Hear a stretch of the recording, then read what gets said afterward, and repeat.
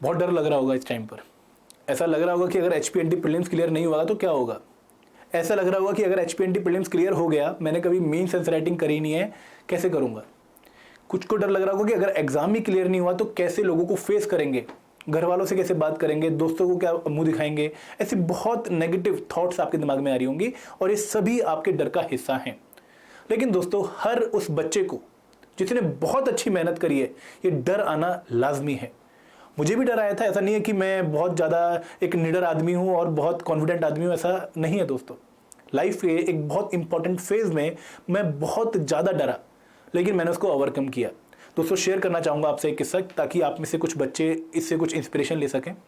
होता क्या है कि 2015-16 में आईआईटी रुड़की से एमटेक करने के बाद मैं एक अच्छी कंपनी में मेरी प्लेसमेंट हो जाती है, एलजी कंपनी में, नोएडा में। और उसके बाद सेम टाइम पर मेरा एक दोस्त जो है वो सिविल सर्विसेज में सिलेक्ट हो जाता है, उसका आईपीएस कैडर उसको मिलता है।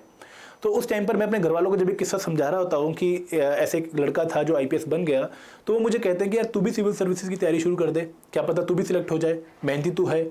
तो मेरे दिमाग में कहीं ना कहीं आया कि यार चल सिविल सर्विसेज की तैयारी शुरू करते हैं। और पुराना एक ना एक ख्वाब था मन में कि आईएएस ऑफिसर बनना चाहिए शायद, लेकिन वो दबा था। इस टाइम पर वो एकदम उभर के आ गया कि यार तुझे सिविल सर्विस की तैयारी करनी चाहिए।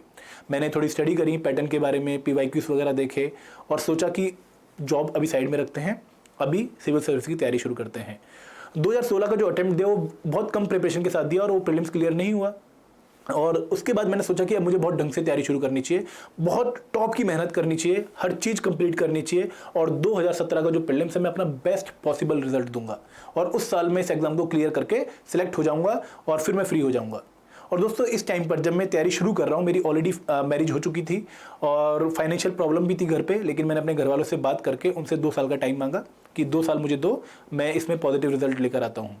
तो तैयारी शुरू करी 2017 में, बहुत अच्छी तैयारी कर ली। ऐसी तैयारी की आप मुझसे क्वेश्चन पूछो और मेरे मुंह पे जवाब जो है वो हाजिर है।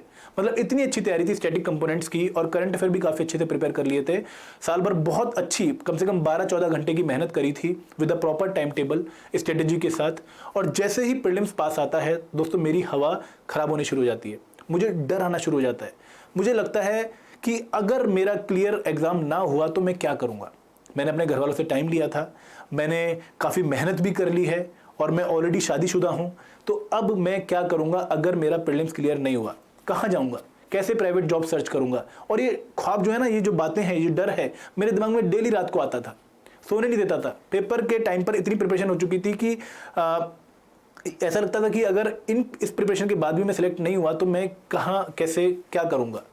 और दोस्तों, पेपर से 6 दिन पहले, मुझे याद है एग्जैक्टली, पेपर से 6 दिन पहले मुझे नींद आनी बंद हो गई थी, एंजाइटी होनी शुरू हो गई थी, प्रेशर आना शुरू हो गया था। और ऐसा नहीं था कि मैं प्रिपेयर्ड नहीं था, बट ये था कि मैं अपने माइंड पे कंट्रोल नहीं कर पा रहा था, मेरा डर जो है वो मुझ पे हावी होता जा रहा था। तो ऐसे टाइम पर मेरे फादर एक बार मेरे पास आए, उन्हें लग रहा था कि मैं परेशान हूँ शायद। और मेरे फादर, मैं कहूँगा कि मेरे बेस्ट फ्रेंड ने, और उन्होंने मुझे नोट डाउन कर लिया कि ये कहीं ना कहीं ठीक नहीं है और थोड़ा सा टेढ़ा मेढ़ा हो रहा है। तो मेरे पास आए, उन्होंने मुझे बोला कि क्या प्रॉब्लम है। तो मैंने पूरा दिल से बताया कि ऐसे डर है मुझे, और मुझे पता है कि फाइनेंशियल हालत ठीक नहीं है, और मैंने आपसे टाइम मांगा था और अब मुझे डर लग रहा है बहुत कि प्रीलिम्स क्लियर नहीं हुआ तो क्या करूँगा मैं। तो उन्होंने मुझे बहुत ही सिंपल सा एक एग्जांपल देके बताया, और जो उनका सार था एग्जांपल का वो ये था कि अगर तू प्रीलिम्स नहीं क्लियर भी कर पाता है तो क्या ये तेरी लर्निंग वेस्ट हो जाएगी।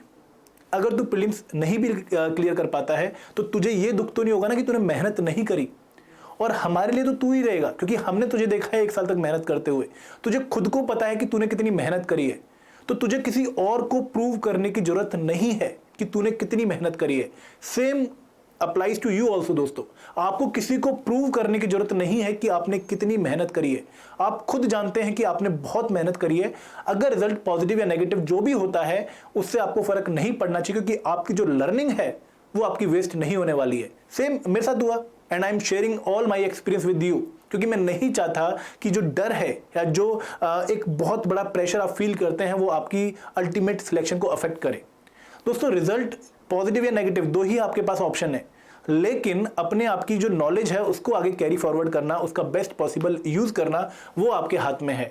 तो एक इंपॉर्टेंट शेयर के साथ मैं आपके साथ ये डिस्कशन खत्म करना चाहूंगा कि चलता चल राही चलता चल, दुनिया की है रीत, मन के हारे हार है और मन के जीते जीत। तो प्लीज़ डाउन फील मत करिए और तुरंत अपने मन को थोड़ा मोटिवेट करिए और अच्छे तरीके से इस एग्ज़ाम को अटेम्प्ट करिए। Thank you very much. जय हिंद, जय भारत।